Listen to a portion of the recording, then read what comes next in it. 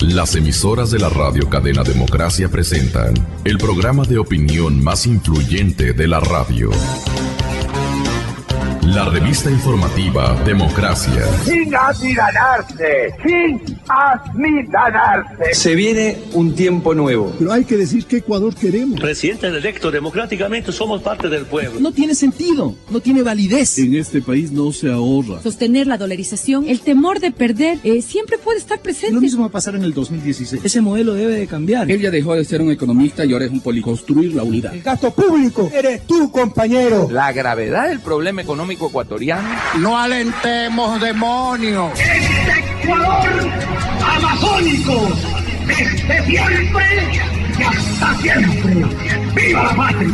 La revista informativa Democracia. A partir de este momento, Gonzalo Rosero y sus invitados analizan los temas de mayor trascendencia. La revista informativa Democracia con Gonzalo Rosero. Más libre que nunca. Comenzamos.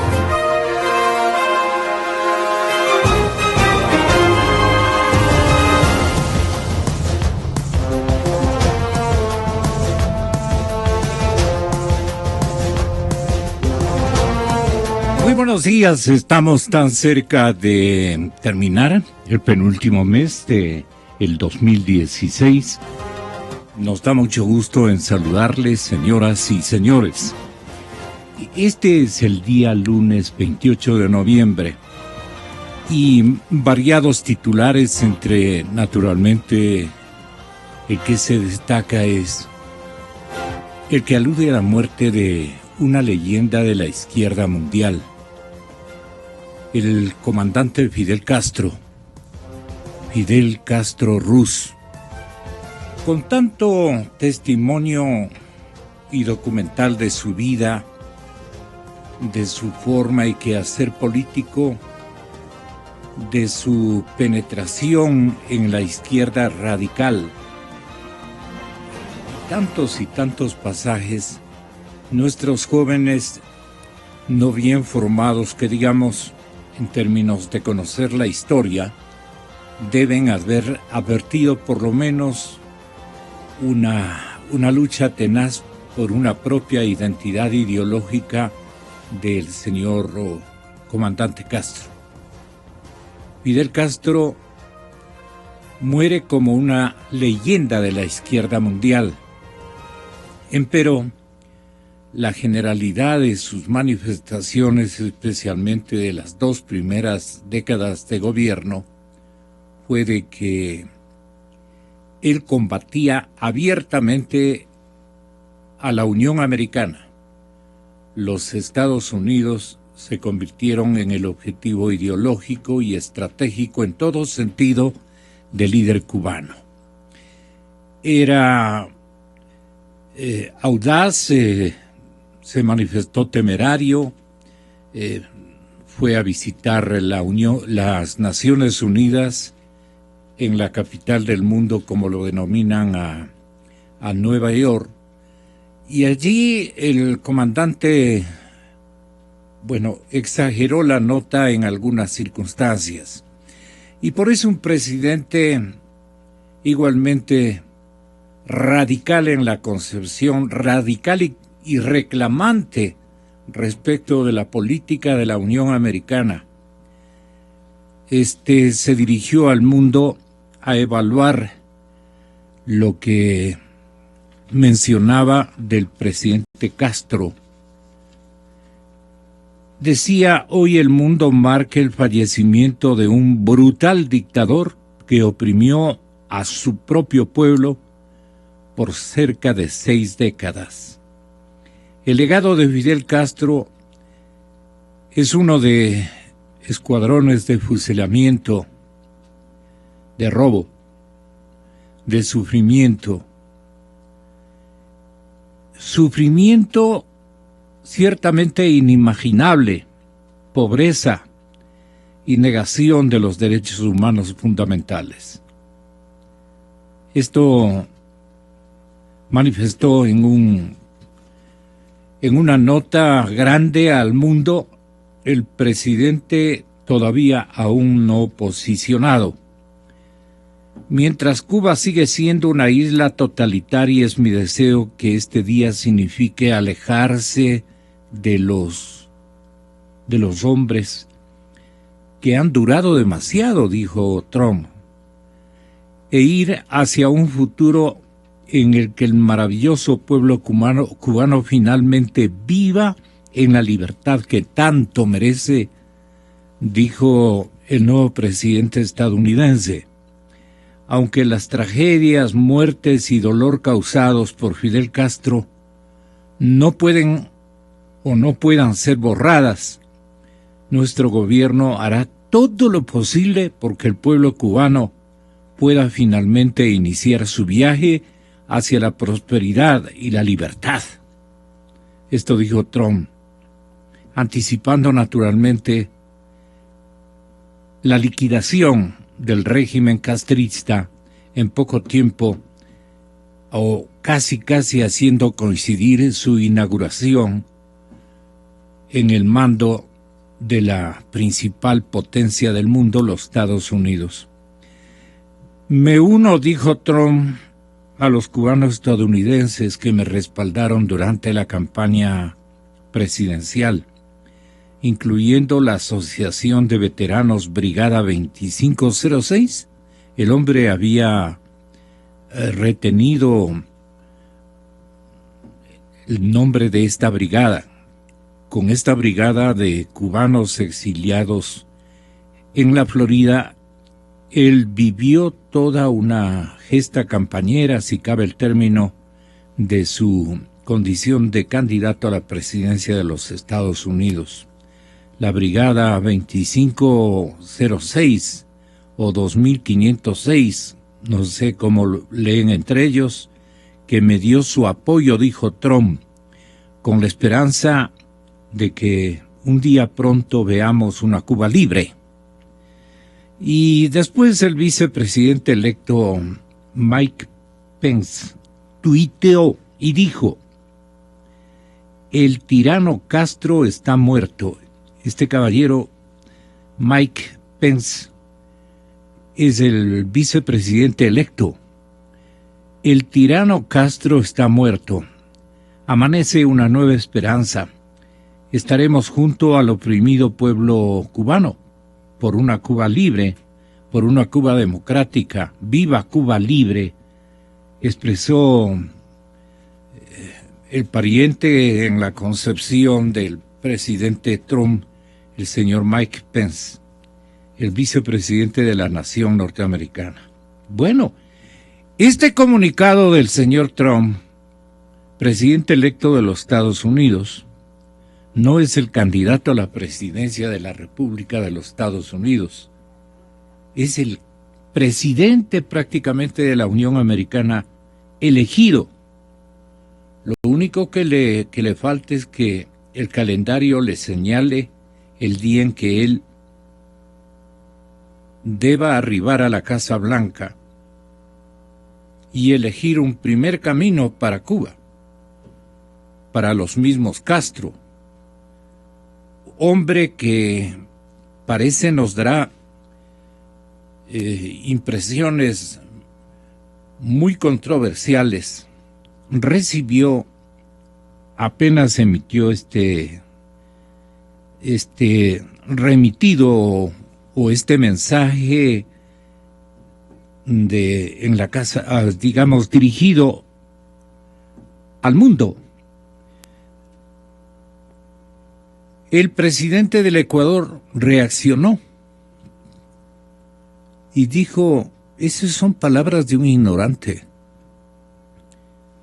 Rafael Correa criticó la declaración oficial de Donald Trump sobre la muerte de Fidel y advirtió que es una muestra de lo que puede pasar con América Latina durante su gobierno.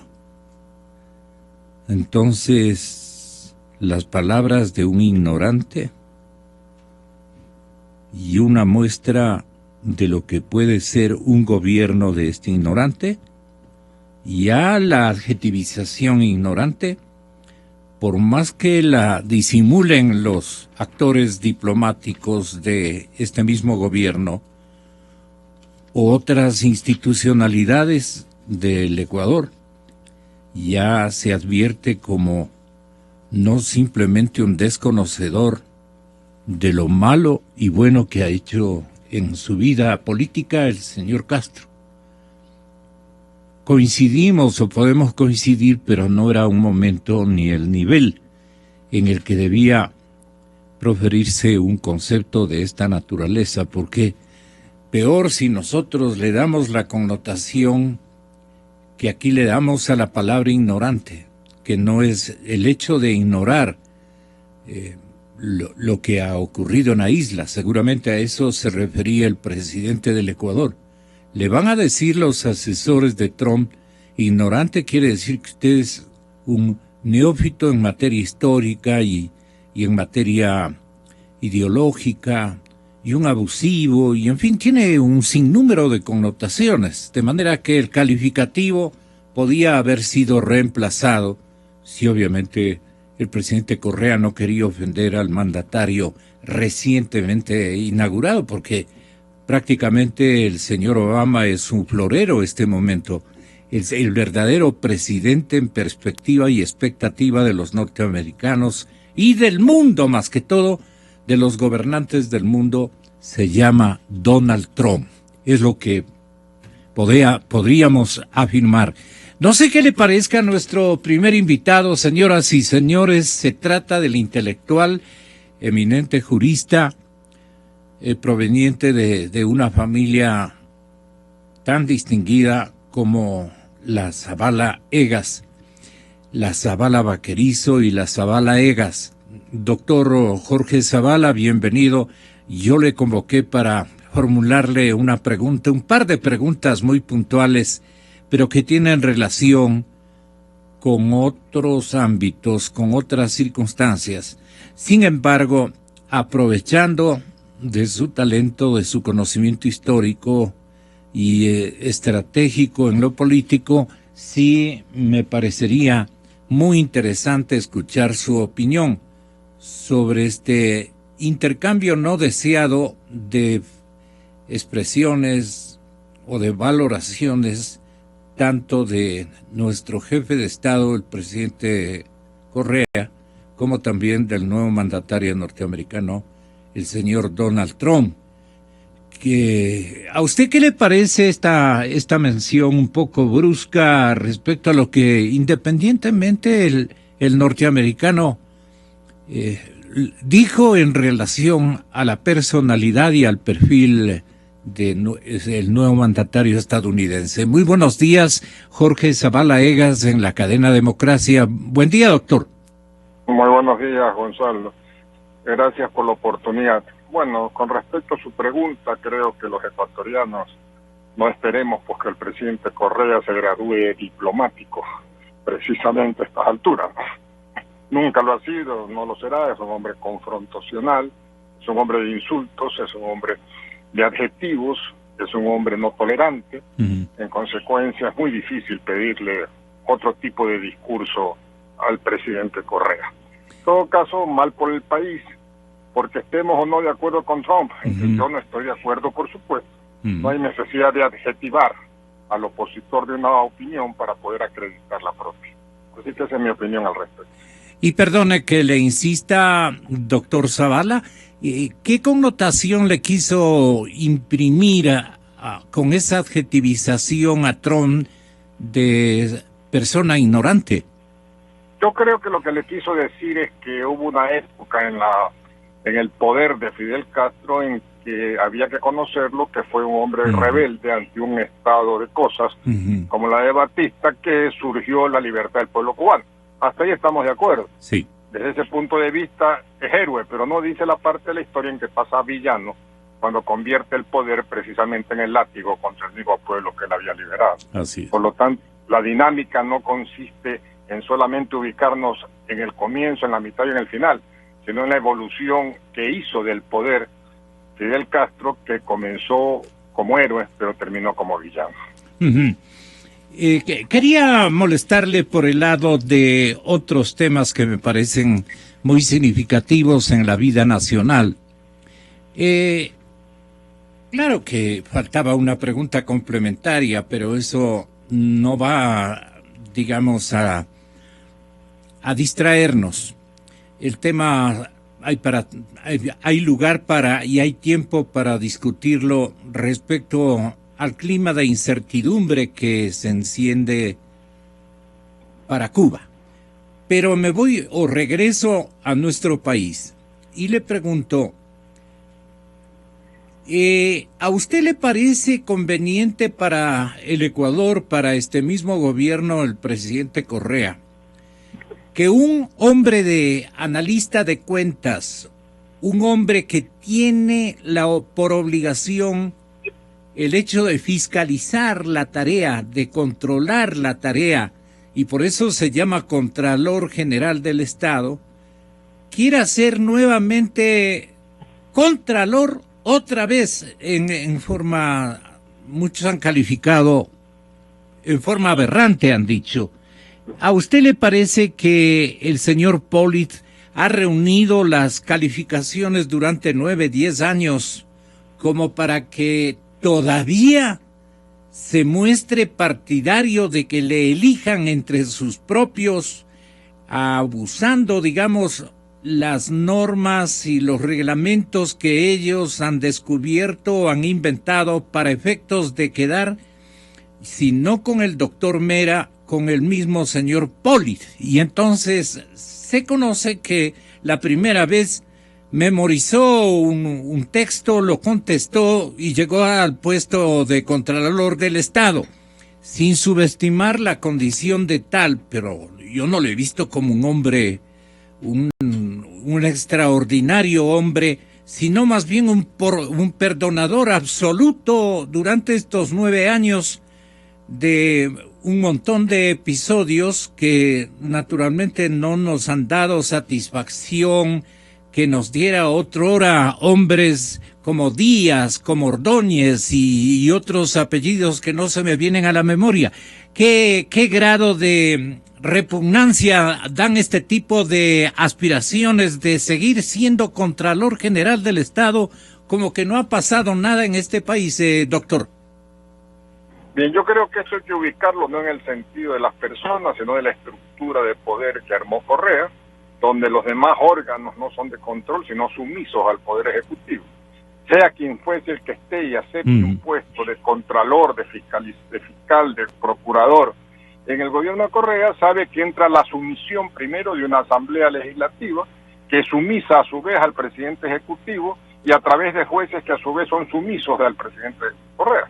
Por lo tanto, en toda esta sumisión no podemos rescatar méritos como para que no se pida una alternabilidad en estos puestos. Yo creo que el gran problema del Ecuador es el estado de inconstitucionalidad permanente de los poderes del Estado, dada su falta de independencia, y que no vivimos una república, sino un verdadero paradigma de la autocracia o del poder absoluto.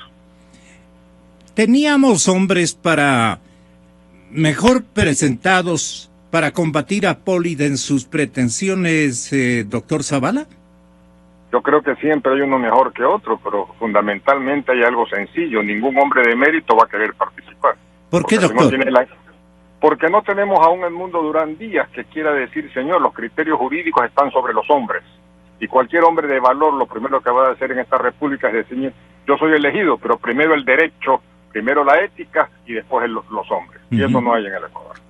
Y entonces comenzamos mal la transición del poder, porque nos hacemos imponer autoridades de control, que son las máximas representantes, hasta diría yo, de la aspiración y del coraje nacional por todo lo que ha pasado en términos de corrupción institucionalizada. Yo creo que el problema está en el voto para la Asamblea Nacional. Si la Asamblea Nacional se vuelve heterogénea y deja de ser sumisa, tendremos fiscalización. Y si hay fiscalización, tendremos fiscalizadores. Y para eso habrá que dictar la ley de cesación de funciones a todos estos órganos que no fueron producto de una república y de poderes independientes, sino de la sumisión al poder autocrático. Eso depende del voto de nosotros para la Asamblea Nacional, más que incluso el presidente de la República.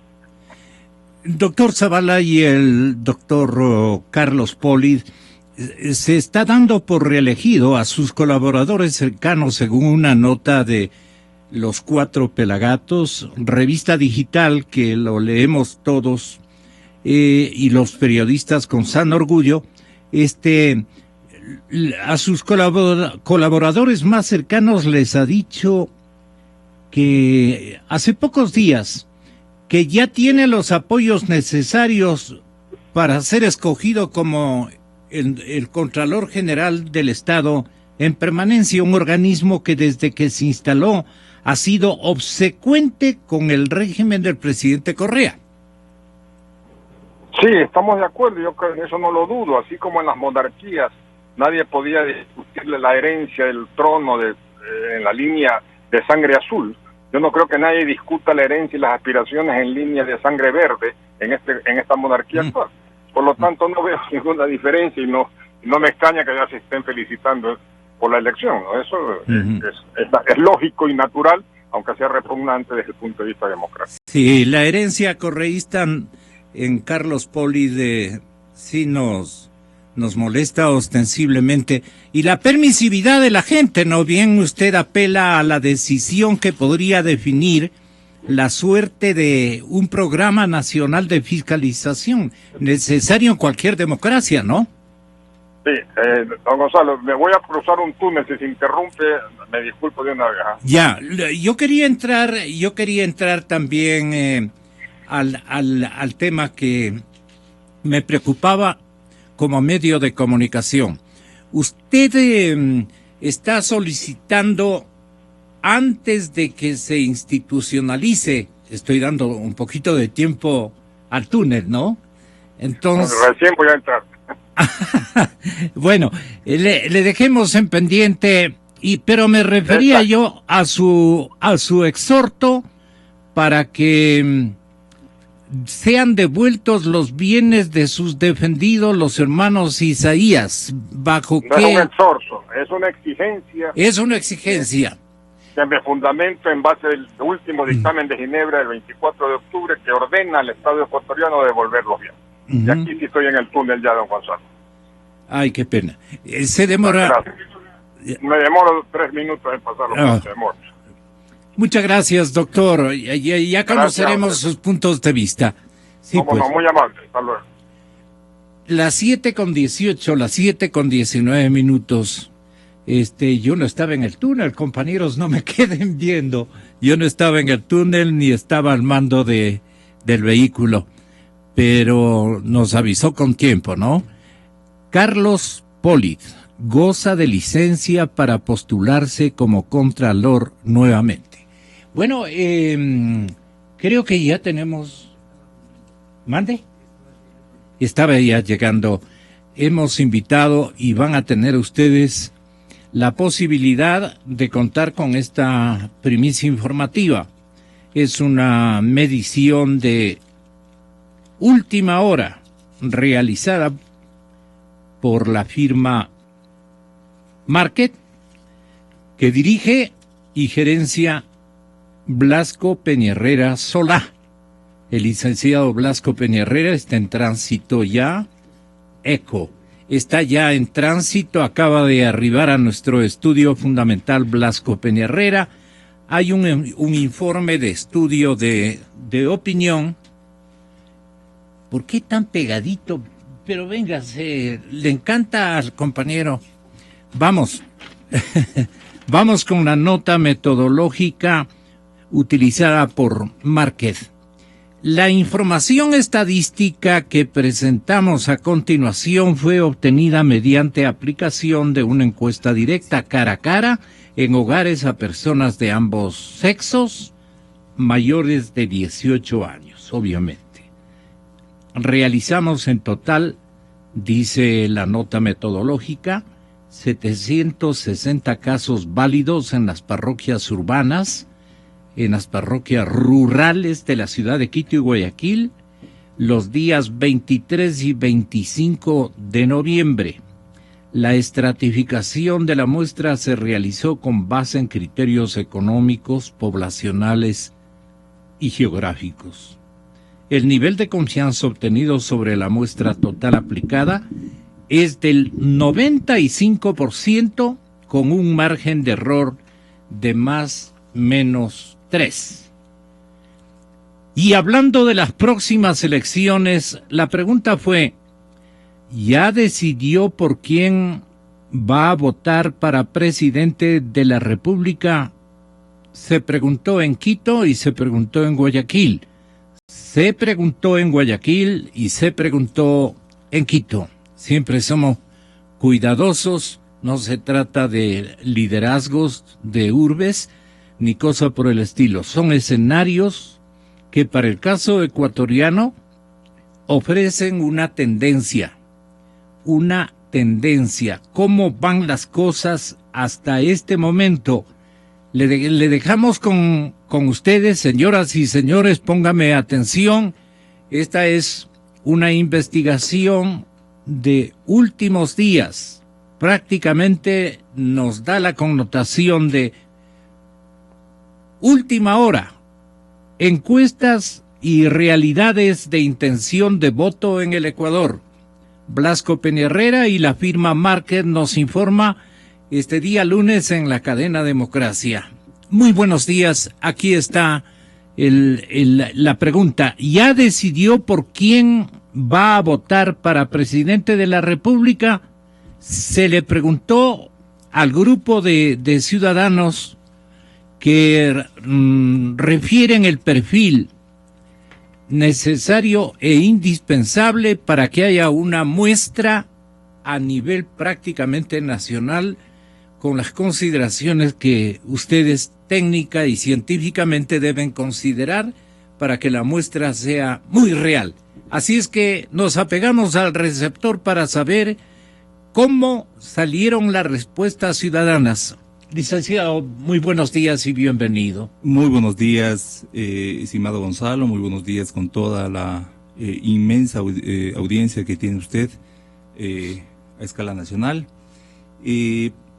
Primero quisiera hacer una acotación. Esta encuesta es una encuesta o un trabajo de seguimiento posterior al trabajo que realizamos y que tuve el honor de comentar acá. Lo difundimos aquí hace algunas semanas, sí. 3 o 4 semanas. Guayas y Pichincha, y en especial Guayaquil y Quito, representan cerca del 40% del electorado. Las provincias de Guayas y Pichincha, el 44% para cerrar en números redondos, y en números, en votos válidos, más del 50%. Los cantones de Quito y Guayaquil representan, en el caso de Pichincha, el 90% de los votos válidos, en el caso de Guayas, el 85% de los votos válidos. Por lo tanto, hablar de una encuesta tomada en Quito y Guayaquil es hablar, como bien decía usted, de los dos principales enclaves de votación del país, en donde se concentra la votación del país. Y son dos lugares en donde nosotros hemos encontrado, a través de los 25 años de experiencia que tenemos haciendo encuestas en general y 20 haciendo encuestas de opinión pública y políticas, dando gracias a Dios y tocando madera, siempre acertando, hemos encontrado pues que aquí encontramos nosotros lo que marca el inicio de las tendencias. Luego se hacen encuestas que tienen una mayor cobertura o amplitud. Vamos a las diferentes provincias o completamos la muestra, digamos, hacemos muestras que incluyen otras provincias. ¿Colaterales? Posteriores, ¿no? Complementarias, y por lo general, no he tenido en estos 25 años un solo caso en el que los resultados de Quito y Guayaquil sean totalmente distintos a los del resto del país.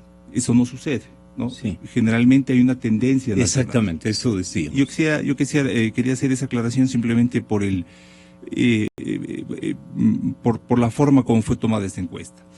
La primera pregunta que nosotros realizamos intenta medir el nivel de decisión del elector. y en este momento el 50%, el 48,8% ya decidió por quién votar, el 51,2% sigue indeciso. Con la técnica que nosotros utilizamos, que es presentar en ese momento una papeleta similar a la que se va a utilizar el próximo 17 de febrero, hacemos que los que ya decidieron y los que están indecisos voten. Es decir, hacemos que se decidan en ese momento. Y conseguimos un resultado que refleja la intención de voto del día en el que fue tomada la encuesta, en este caso del 23 al 25 de noviembre. La siguiente pregunta que aplicamos nosotros, que fue incluida en el formulario, dice: si las elecciones para presidente de la República serían el día de hoy y los candidatos fueran los que aparecen en esta papeleta, ¿por quién votaría? Por lo tanto, ahí se incluyen pues, quienes han decidido y quienes no han decidido. Y en esta ocasión vemos que como en quincenas anteriores han habido cambios sobre los cuales seguramente vamos a hablar, pero primero quisiera yo leer los resultados. Por el binomio Lenin Moreno-Jorge Glass, el 28,1%. Por el binomio Guillermo Lasso-Andrés Páez, el 18%. Por el binomio Cintia Viteri y Mauricio Pozo, el 17,6%. Por el binomio Paco Moncayo-Montserrat Bustamante, el 9,5%. Por el binomio Dalo Bucaram-Ramiro Aguilar, el 1,9%. Por el binomio Iván Espinel-Doris Quirós, el 1,5%. Por el binomio Patricio Zuquilanda-Jorge Álava, el 0,3%. Por el binomio Washington Pesantes-Alex Alcíbar, el 0,1%. 4,3% de voto blanco, 18,7% de voto nulo. Más allá de la importancia de tener una información que es una información que viene a ser pues como una fotografía del momento, que no permite hacer proyecciones, pero sí permite hablar de tendencias. La primera conclusión clara es que el binomio de Alianza País, Moreno Glass, el binomio de Alianza País, Lenin Moreno, Jorge Glass, se ha caído. Viene teniendo un descenso de aproximadamente 5 puntos quincenales desde que llevamos cuenta desde que iniciamos nuestras mediciones, y vamos a decir porque realmente desde principios de año comenzamos a hacer mediciones cuando realmente pues no había solamente un candidato de oposición, vamos a decir en los últimos 4 meses, sí. Últimos 5 meses, 5 puntos porcentuales, porque si hablamos desde enero, en enero Lenin Moreno tenía 46%, pero no es justo hablar de eso porque todavía no comenzaba el proceso, digamos, no comenzábamos los ecuatorianos a pensar en el proceso electoral, pero ya en mayo, junio se comenzó a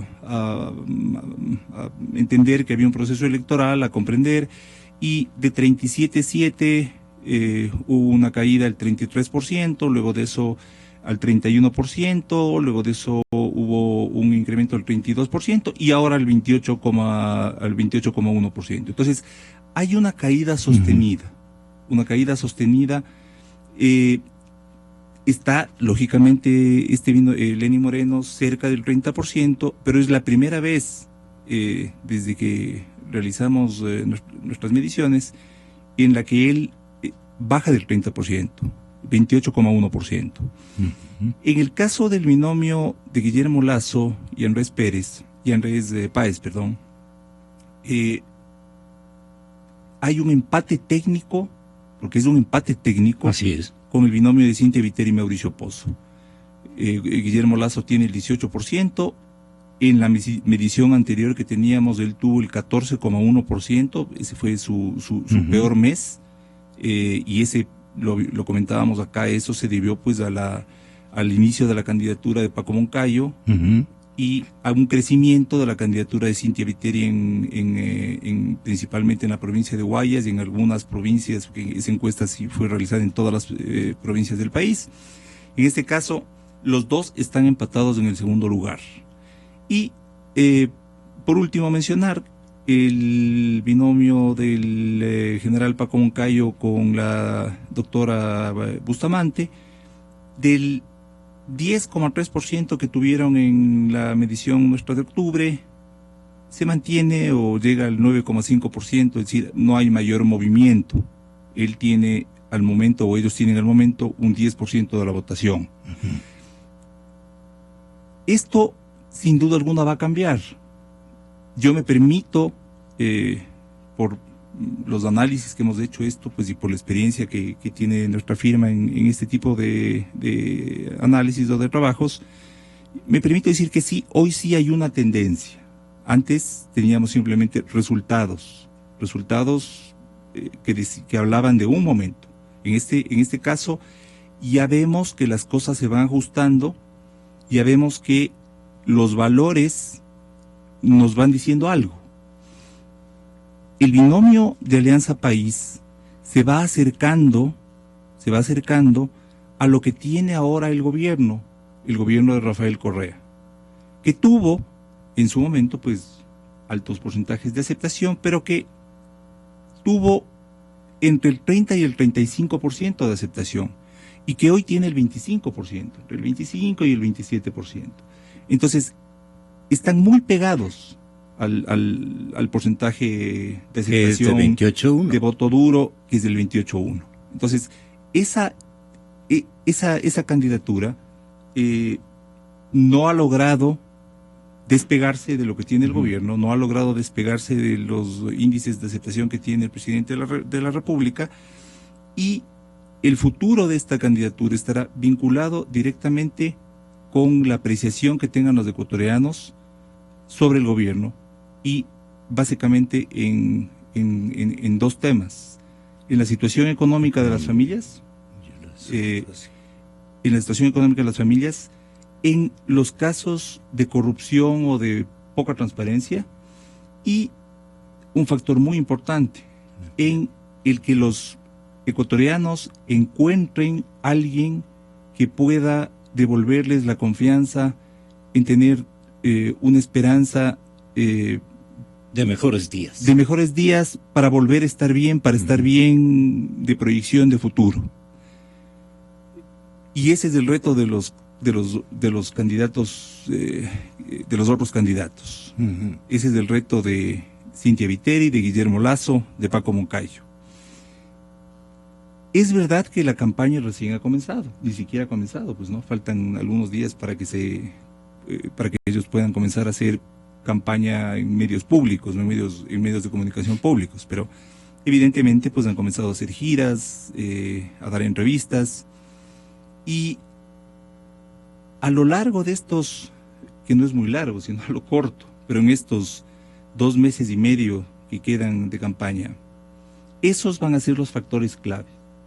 El candidato que logre demostrar que puede cambiar las cosas en la familia ecuatoriana, o a la familia ecuatoriana, y cuando me refiero no a la familia, no me refiero pues al concepto de familia de padre, madre e hijo, sino a la economía familiar, a los ecuatorianos, ¿no es cierto?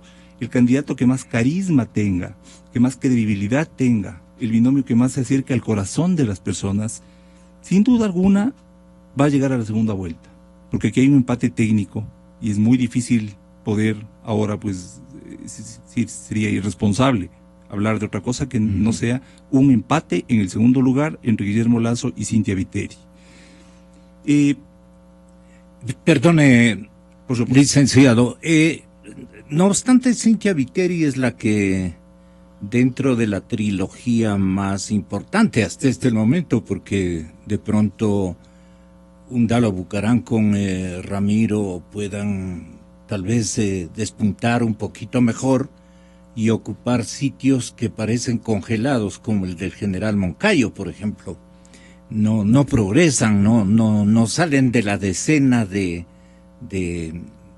de intención de voto de 10 puntos porcentuales siempre han estado sobre los 10 puntos, bajo los 10 puntos porcentuales. Entonces yo digo, si es que no hay movilidad en las candidaturas y se ha producido un incremento en la intención de voto a favor de la candidata social cristiana Madera de Guerrero, quiere decir que ese binomio está recibiendo mejores y mayores apoyos, especialmente de confiabilidad en el área económica. O sea, siempre en esta ocasión el binomio va a tener, digamos, un peso específico el candidato. Sí. A ver, primero sobre Paco Moncayo. Paco Moncayo, estimado amigo, una persona queridísimo ciudadano, sí, muy respetable, ciudadano notable a quien la mayoría respetamos y admiramos. Mire, lo que usted menciona es verdad. No han logrado pasar ese 10%. Sin embargo, yo pienso que ellos tienen una fortaleza que es la Sierra Central. Y el momento en el que esa fortaleza se vea reflejada pues en la próxima encuesta que haremos, puede haber alguna pequeña variación. ¿Por qué le digo pequeña variación? Porque hay pocos votos finalmente en la Sierra Central. Si es que sumamos la votación de todas las provincias de la Sierra Central, vamos a decir que son 6, ¿no es cierto? 6. No llegamos a 20 puntos en total. Esos 20 puntos se distribuyen entre todos. Si es que de esos 20 puntos Paco Moncayo logra conseguir 2 o 3 puntos, puede tener un incremento de 2, 3, hasta 4 puntos. ¿Ya? Ese es un escenario optimista para él. Pero, como le decía, ahí hay algunos votos para él también. En el caso de Abdalá Bucaram y Ramiro Aguilar, habrá que ver, a ver, el hijo no es igual al padre. Yes. El padre siempre sorprendió por estas campañas, pues que a todos los políticos tradicionales les dejaba patidifusos y finalmente se metió por las tranqueras y ganó la presidencia. Yo, mire, modestia aparte, en la elección de 1996, nosotros acertamos. Nosotros fuimos la única firma que no solamente pues que acertó, sino que notarizó que él iba a ganar las elecciones. Y eso estaba clarísimo para nosotros haciendo este tipo de trabajos. Decía, el hijo no es igual al padre porque el hijo ha asumido otro tipo de campaña. Una campaña mucho más tradicional, una campaña de respeto, una campaña enmarcada en la línea, pues en su línea personal. Tiene a un respetable abogado y asambleísta como binomio. Pienso que pueden tener un crecimiento. Ahora, la fortaleza de lo que fue el PRE, que ahora es FE, ¿no es cierto?, de ese partido, está en la provincia del Guayas, y en esa provincia las cosas han cambiado, las cosas no eran como antes. Y terminando con la mención que el cambio para usted, bien o para mal del Partido Social Cristiano. Cintia Viteri, para bien, sin duda alguna, pues no, porque han tenido 20 años de una administración exitosa, reconocida por todos los ecuatorianos, han tenido una votación salvo la excepción de la elección para la asamblea de hace 4 años en la que no tuvieron éxito. Fueron 100 candidatos a la presidencia y no tuvieron éxito en la provincia, pero salvo esa elección, el Partido Social Cristiano y Madera de Guerrero más bien ha tenido una abrumadora votación en la provincia del Guayas. Hablando de Cintia Viteri, yo pienso que con Cintia Viteri estamos comenzando a ver o comenzando a encontrar lo que puede ser un fenómeno en la política ecuatoriana, un nuevo fenómeno en la política ecuatoriana. Candidata mujer, candidata distinta a los otros, no solamente por su género, sino por sus aptitudes, por sus inicios políticos. Ya. Es decir, ella no es un outsider, ¿no es cierto? Ella no es un outsider, ella no es una persona que viene de la empresa privada o en el caso pues de Guillermo Lasso del sector financiero. Ella es una persona que se ha dedicado en los últimos 20 años a la política, pero que en esta elección está demostrando que su evaluación es sumamente positiva, porque logra tener el 18% de adhesiones y logra representar posiblemente, y esto habrá que ver a lo largo digamos, en estos 2 meses, si es que se consolida, logra representar al político que los ecuatorianos quieren ver o quieren tener. Porque no se puede decir que Cynthia Viteri, vuelvo a repetir, es un outsider. Ella fue asambleísta. Durante 10 años ha estado en oposición al régimen. Y durante los 10 años anteriores hizo política. Pero parece que no tiene rabo de paja y parece que eso no le pesa, sino que más bien le suma. El hecho de que es mujer, el hecho de que tiene un discurso con un mensaje bastante auténtico. Auténtico, claro, ¿no es cierto? Concentrado en unas propuestas que me parecen interesantes, que son el bajar impuestos, el incrementar el sueldo, el salario mínimo, el impedir que la asamblea o el gobierno le meta la mano al seguro social. Son cosas que parece que han impactado. Ahora, hablando de Guillermo Lasso, ¿no es cierto? Es un candidato que durante los últimos 7 años y principalmente los últimos 4 años ha hecho una campaña sistemática, una campaña permanente, ha armado una estructura nacional, tiene un mensaje que en algunos momentos ha cambiado, pero tiene un mensaje que logró, que lo colocó en un momento con el 24%. Que luego de eso bajó porque aparecieron otros candidatos, sí, pero que ha logrado en algo recuperarse, y hay que ver en las próximas semanas si es que ese mensaje que tiene él, que es un mensaje enfocado en temas también económicos, pero tal vez más técnicos, más relacionados hacia un conservadorismo económico, tienen asidero y tienen aceptación. Y aquí va a jugar mucho el carisma, como dicen en términos artísticos, el ángel que pueda tener el candidato. Hay candidatos que tienen carisma, otros que no. Hay candidatos que tienen simpatía o que traen a los votantes, a los electores, otros que no. En el caso Tal vez por carisma no debería estar mejor el general Moncayo, por lo menos en la región Sierra y Oriente, tal vez. Y ¿usted quiere decir que Lasso tiene esa pata coja de que no tiene mucho carisma, que digamos? ¿Se lo ve extraño? En cambio que a la candidata social cristiana más bien se ha familiarizado la manera de ser, especialmente del sector femenino, y la admiración también de los hombres que ven a una mujer bastante luchadora, fuerte, determinada a lograr apoyos, y también a decir las cosas por su propio nombre, porque el radicalismo en la retórica de la candidata social cristiana, sin llegar a extremos, pues me parece que le ha dado muchas adhesiones de últimos días o de última temporalidad. Yo porque escucho, ella sí le dijo, ella sí intervino, el otro está en silencio.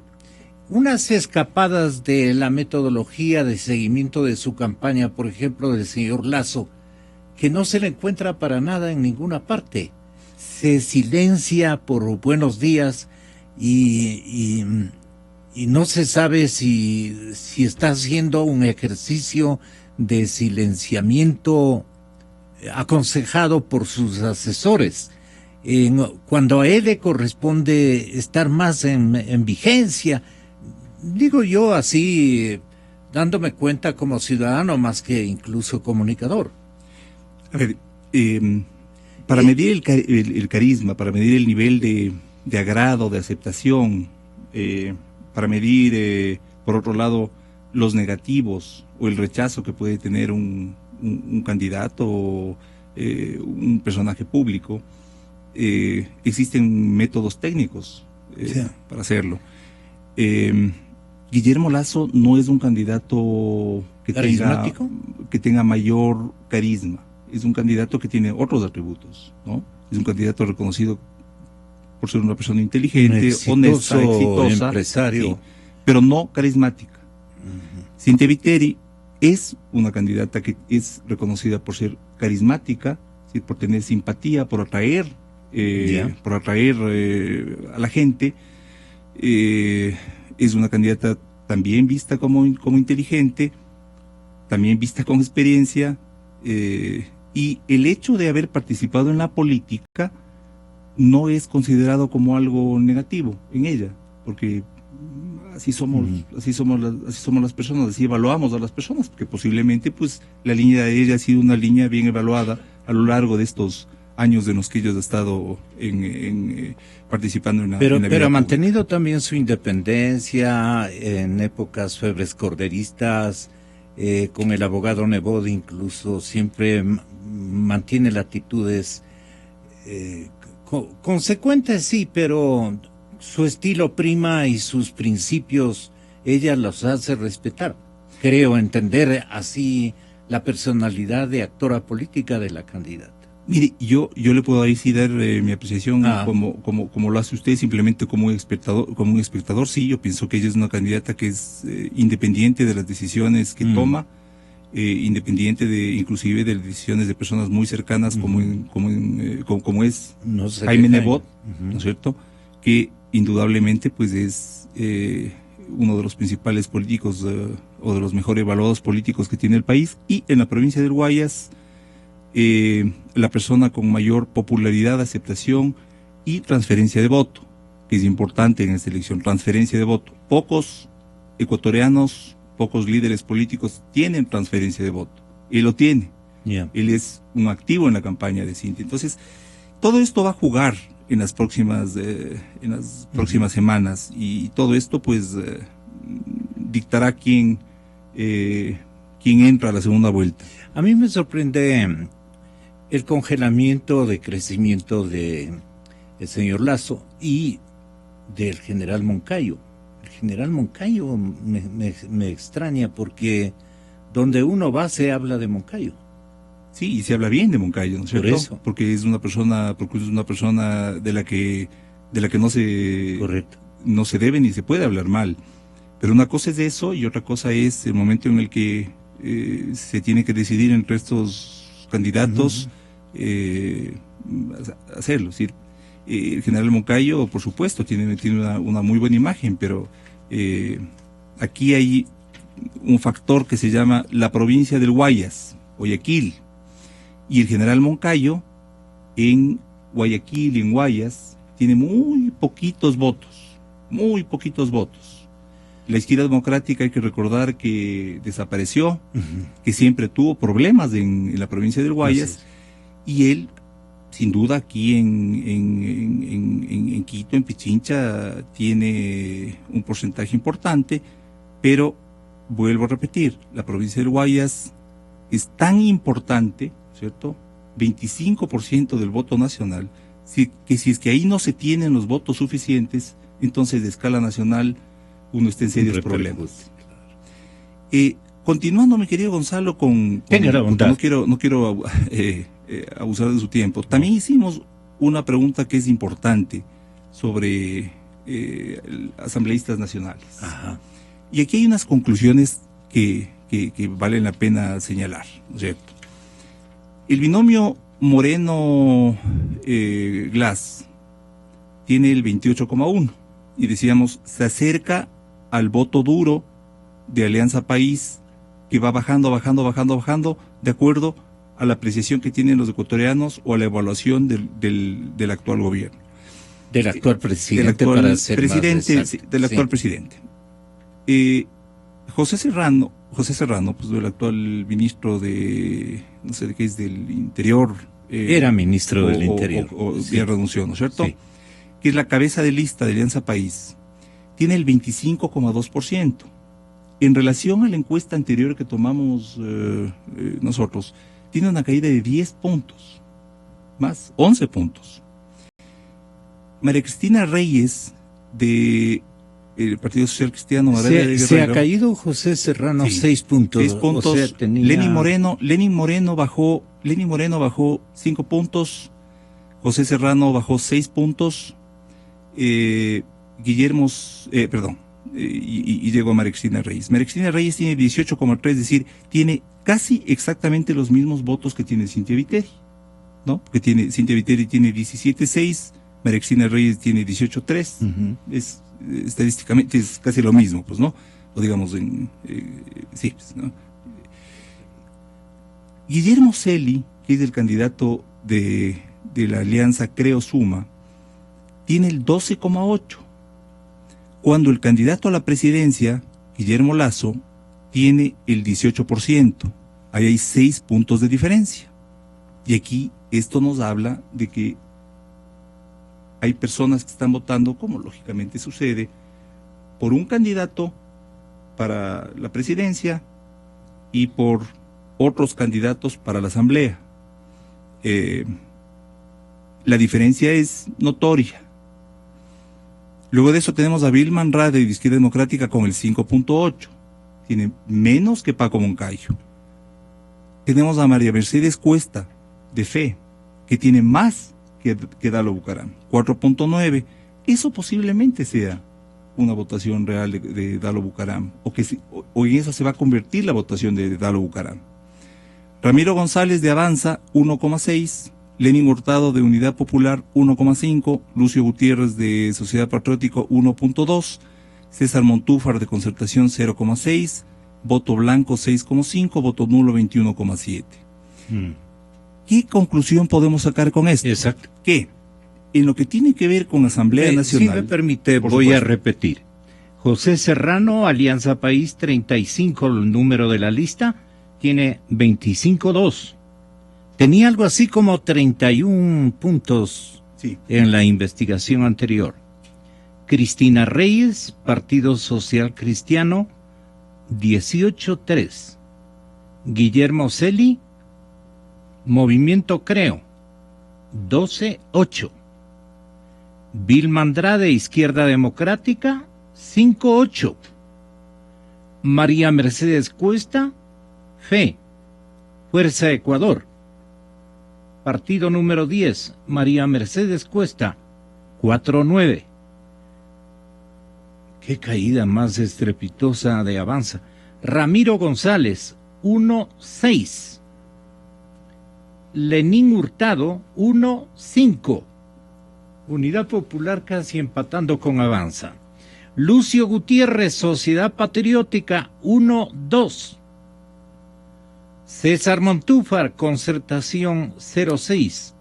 Hay 6,5, 6,5 de votos blancos, y el voto nulo es alto para esta altura del proceso. Me parece que está en los márgenes tradicionales o históricos.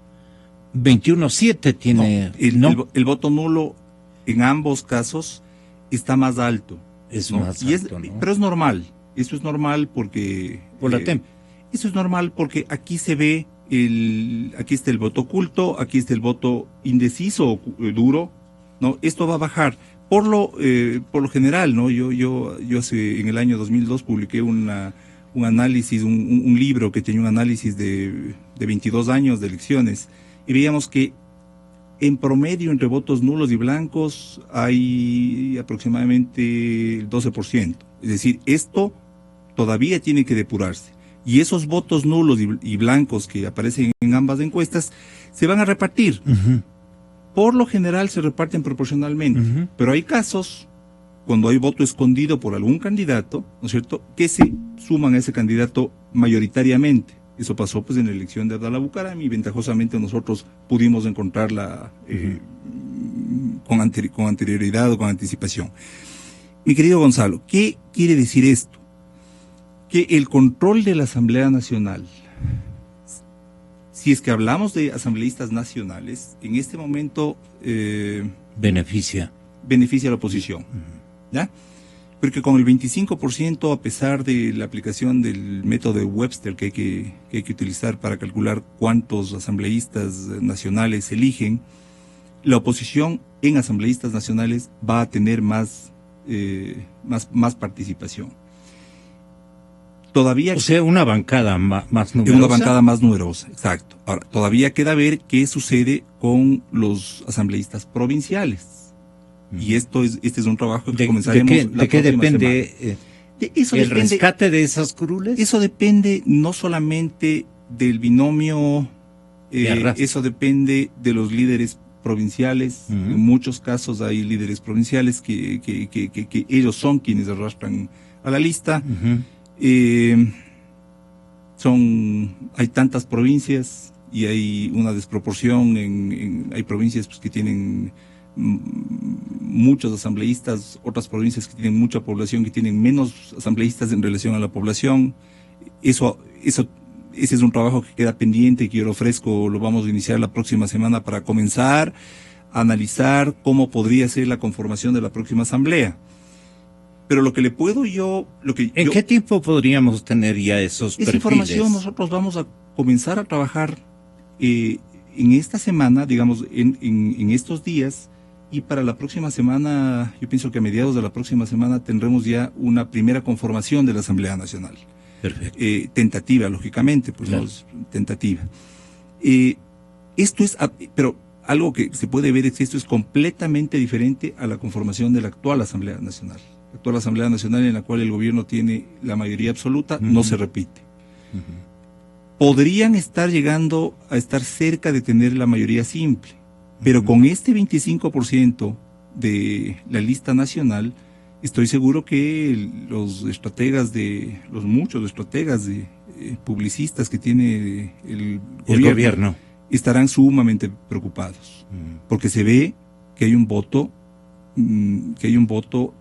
en favor de los candidatos de la oposición y un voto de castigo al gobierno. Eso se ve clarísimo con estos primeros resultados que vamos obteniendo. Un divorcio reiterado o permanente en la campaña y en las próximas semanas que van a ser claves entre el líder nato del partido de gobierno, que es el señor presidente de la República, cobijado por un correísmo contundente, digamos, y el candidato propiamente dicho,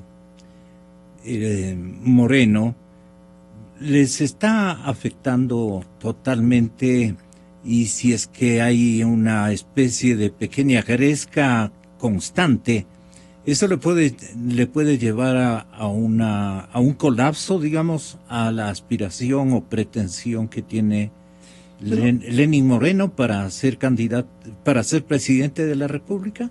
Yo no diría a un colapso, pero a ver, Lenín Moreno ha tenido unas muy malas semanas. Ha tenido unas muy malas semanas por varios factores.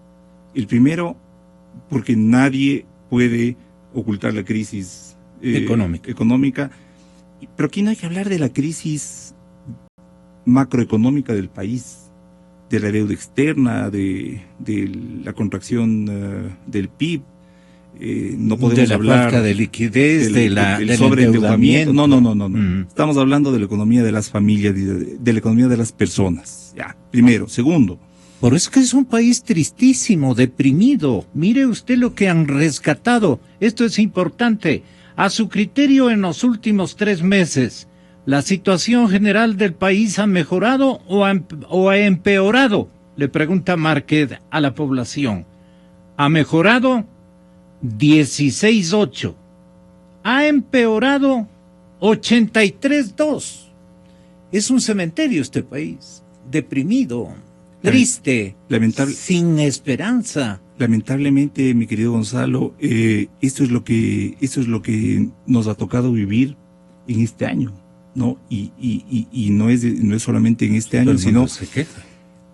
desde mediados del año anterior, para poner un dato que no olvidaremos, desde la llegada del Papa acá, aproximadamente julio, la situación de la economía de las personas se comenzó a sentir. A ver, en ese momento el gobierno aceptó que había una crisis, o unos meses antes había aceptado que había una crisis, que los precios del petróleo, que esto, que el otro. No quiero aquí entrar en análisis económicos porque no es el caso.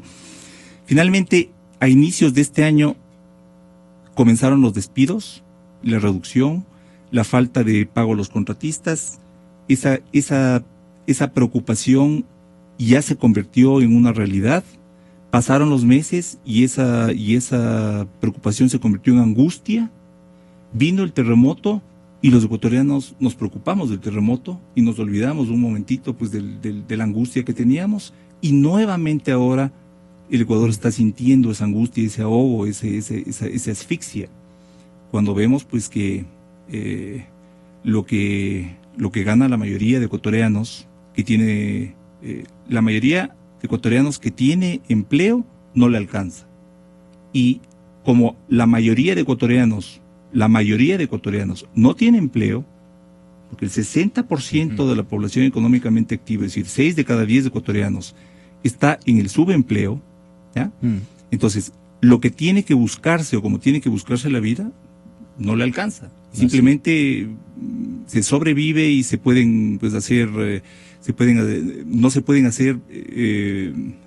puede ver el futuro con optimismo. Entonces, este es un factor, el segundo factor, el primer factor importante. El segundo factor, la corrupción no es un tema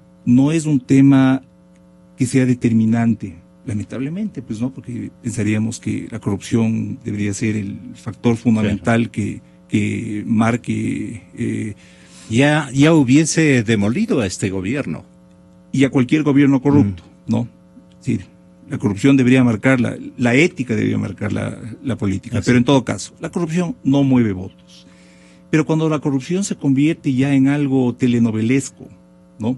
Y además está tan presente, es una cosa de día a día, comienza a permear a los niveles inferiores desde el punto de vista socioeconómico, y comienza a ser un tema de preocupación y un tema de indignación sobre todas las cosas. Entonces vemos que el tema de la corrupción es otro elemento que se presenta como un gran obstáculo para la candidatura de Lenín Moreno, o como un obstáculo. Tercero, Lenín Moreno tenía grandes expectativas, o se tenían grandes expectativas de Lenín Moreno como candidato. Sí. Llegó al país y no se le ha visto. Llegó al país y se le silenció. Yo me imagino que, y aquí me imagino simplemente, porque no es que lo sé, pero me imagino que esa es la estrategia, que ellos van a querer hacer una campaña simplemente de imágenes, de sonrisas, de recuerdos. Pero no se siente que hay un líder que pueda tomar la batuta del país en semejante situación. Entonces, ¿a quién están regresando a ver? Están regresando a ver a Cintia Viteri o a Guillermo Lasso. Correcto. Que están empatados en el segundo lugar, a pesar, y vuelvo, hay que mencionar, a pesar de que Lenín Moreno sigue estando en primer lugar. Primera intención de voto. En primera intención de voto, porque lógicamente hay una fragmentación de la oposición. Si es que hubiera un solo candidato de oposición, en este momento estaríamos hablando de que el candidato de oposición tendría más del 36%, si es que sumamos los votos del uno y del otro.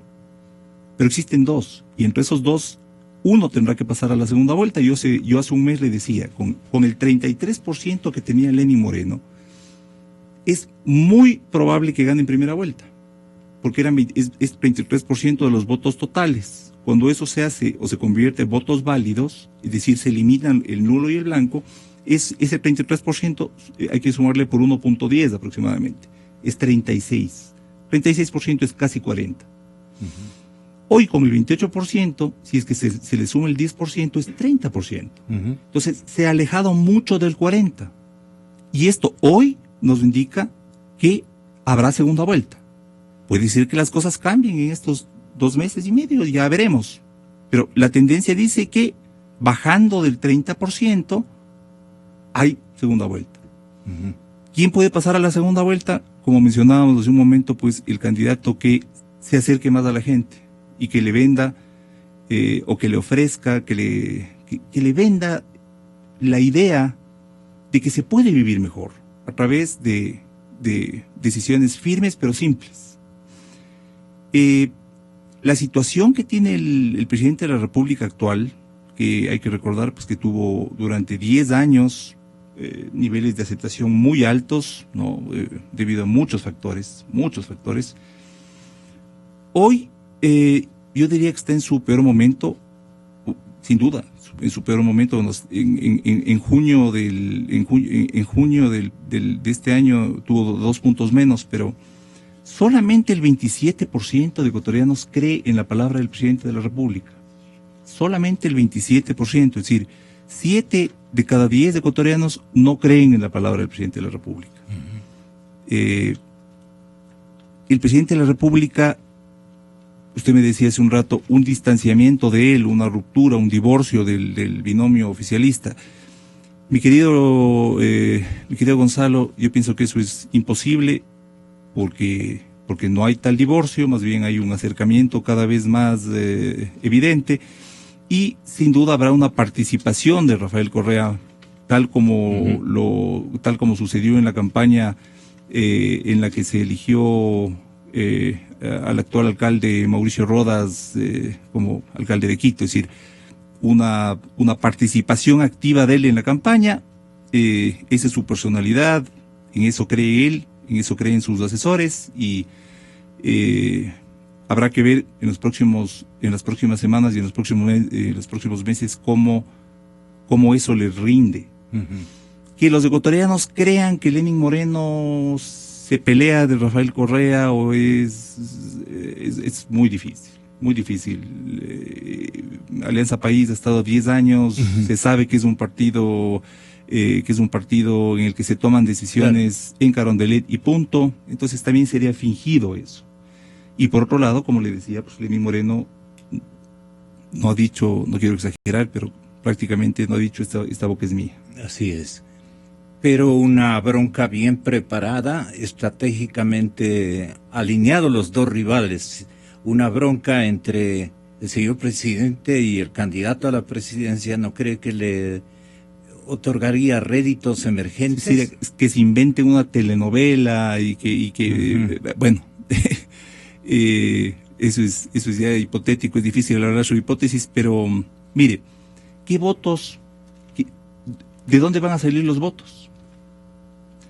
¿Va a sacarle votos a Cintia Viteri? No. ¿Va a sacarle votos a Guillermo Lasso? No.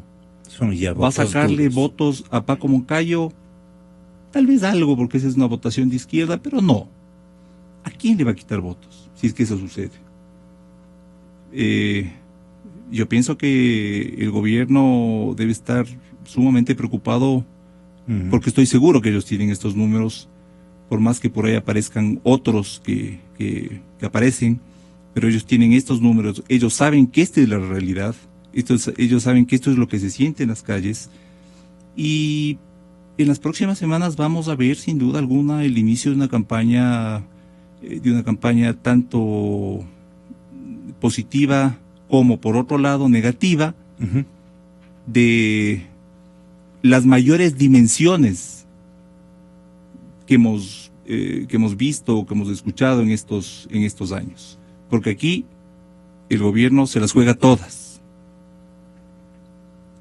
Se las juega todas, especialmente porque la jornada fiscalizadora, que no compromete en nadie, y peor, el candidato oficialista, yo creo que le está perjudicando a todo el mundo, pero eso habrá que ver en otra oportunidad. Pero ¿nos puede dar usted un...? Por supuesto, a ver, el tema de la fiscalización a este gobierno no es importante para los electores. A ver, es importante para los electores que ya decidieron por quién van a votar. Ya, el voto duro de Guillermo Lasso, gran parte del voto duro de Guillermo Lasso vota por la fiscalización. Gran parte del voto de los otros candidatos vota por la fiscalización, Cynthia Viteri y todo. Pero otra parte, sobre todo Cynthia Viteri y Paco Moncayo, votan por otros factores adicionales. Y fundamentalmente economía y empleo. Por tener un país mejor, por tener un país para las personas, para los padres y los hijos, en el que uno pueda tener un respiro y decir, bueno, mañana me voy a levantar mañana me voy a levantar mejor, voy a retomar mi optimismo. El Ecuador que les voy a dejar a mis hijos y a mis nietos no va a ser lo que yo he tenido que vivir. Este es el razonamiento y estos son los factores que mueven más el voto por ahora, sin dejar de lado el tema de la corrupción, ¿no? Como todas las denuncias y con todos los casos que se han presentado y que finalmente se van comprobando lentamente a través de los procesos investigativos de la Fiscalía y de la Contraloría, van generando pues esta telenovela que está generando por primera vez en este proceso, en este año y medio que llevamos analizando esto, que ese sea un tema de campaña. Blasco Peña Herrera, Márquez, buscando la verdad. No es solo un concurso de frecuencias, es la batalla decisiva por la libertad. La libertad de expresión. Exa FM.